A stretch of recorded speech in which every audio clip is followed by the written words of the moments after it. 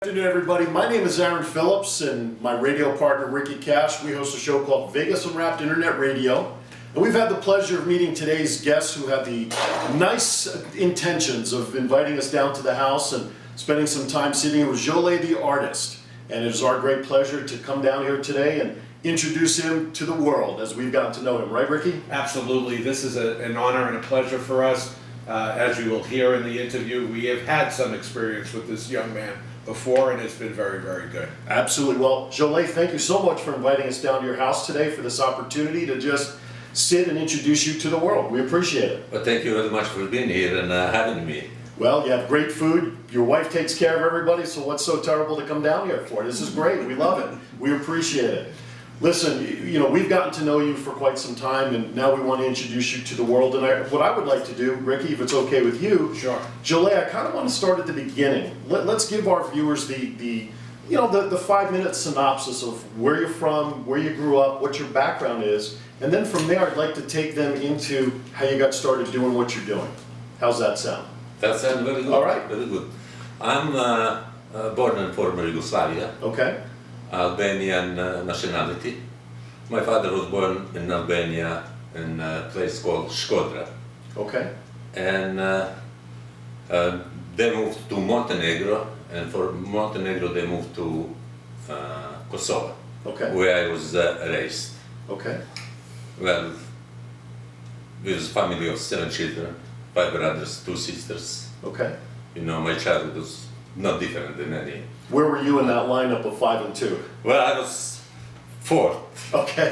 4th in the line. Right in the middle there. That's Okay. a middle child syndrome. Exactly. You know, I want to mention, Ricky, to our folks that are watching this, behind us in the background is some of Jole's work. And I hope that our audience is appreciating what they're seeing behind us during our interview today. Quite frankly, unless you see it in person, especially the size, it's something that it's enchanting. Absolutely. Best way I could describe it.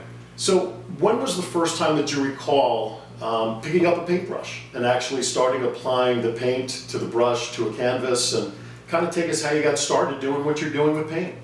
First time was when I was 9 or 10. Okay. I did a portrait of John Kennedy. They told us in the school to have a portrait of one of the leaders of the world, you know. Mhm.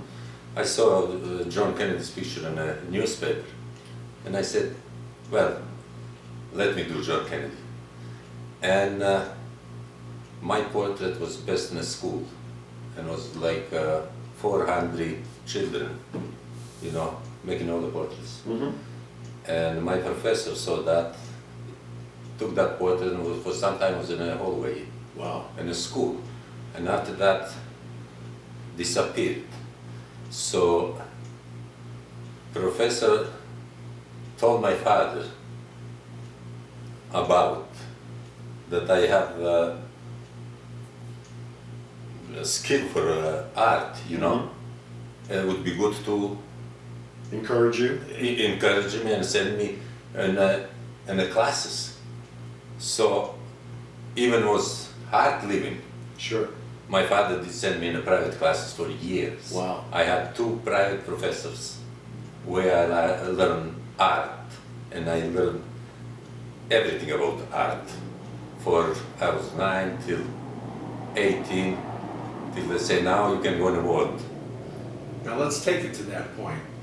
Using the timeline, after you finished high school, is that where the Italy trip came, or was that a little later on? That was after I finished high school. Then I asked my father to go in Italy, because I think every young man's dream is to go in the Mecca of art and history, you know.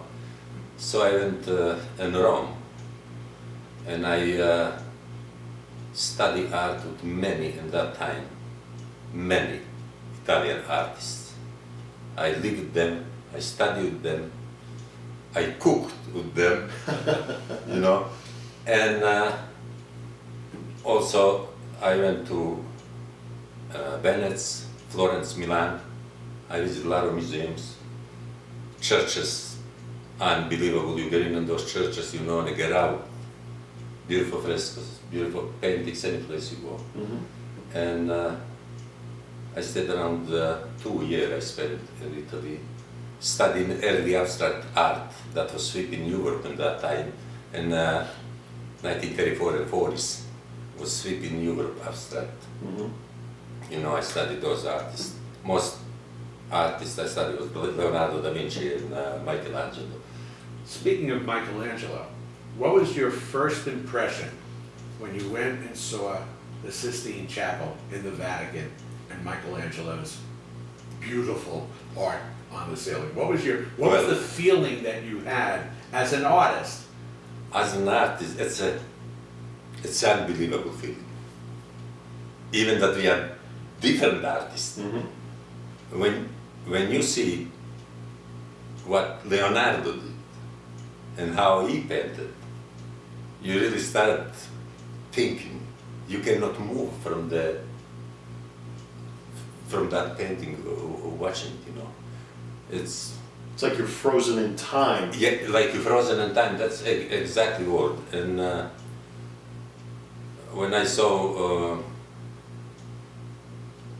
Da Vinci's paintings, and he had around like 17 in his lifetime. I think he did 17, 18 paintings. Wow.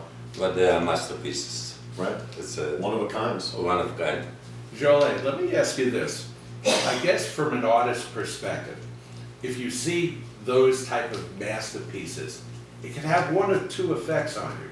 One, this is wonderful, this is what I want to achieve, or two, I could never be anything like this.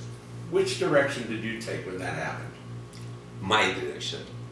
Okay. Great answer. Terrific. I was Because- hoping for that. Because I cannot take direction of Michelangelo or Da Vinci. My direction, and I'm completely different artist. And what I'm doing, I'm original, but at the same time unique. Right.